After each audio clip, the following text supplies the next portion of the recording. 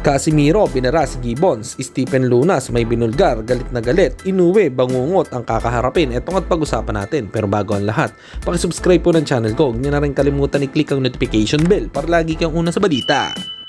Babae na laban ang aasahan. Balita sa mga pambato na isasalang. Pasabog na video, lahat yan nandito. Nino Cruz TV ang iyong paborito. Pag-usapan nga po natin mga kaboxing, sumagot nga po si WBO Global Champion Janrel Cuadro Alas Casimiro patungkol sa usaping makakabalik ito sa MB Promotion at makakalaban si Naoya Inoue. Pero may kondisyon namang hinihingi.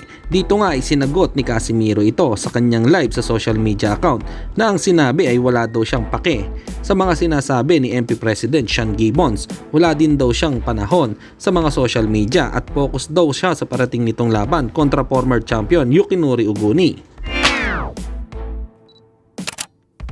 Samantalang sa post naman ni Oli sa kanyang Twitter account ay sinabi niya na official announcement. Coming soon, The Monster Wars Nightmare Viva Japan.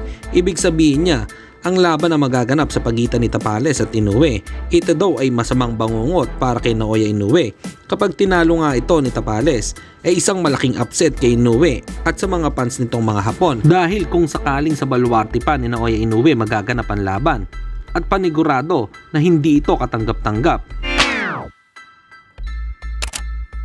At sa kabilang balita naman tayo mga kaboxing, sa live naman ni Kuyang Joseph, binulgar nga po ni Stephen Lunas about sa naloko or na-scam daw di umano itong si Casimiro. Ito nga at pakinggan natin ang naturang pahayag. So, umabot na sa lumaki yung wala pa rin nagagawa itong Mysterious Girl. Kumbaga puro ganun lang. Nung bandang huli, kumukontra na ako at that time. Sa turbulence system, nagdududa ako rito, hindi ako komportable. Paano kung hindi magbibigay na naman tayo tapos walang mangyayari na pirmahan?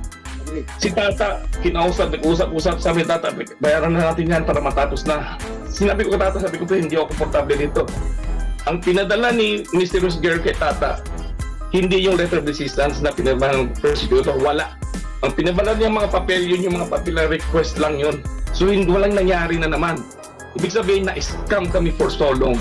Pinaubayan namin lahat kay Mysterious Girl noon. Na scam lahat kami doon.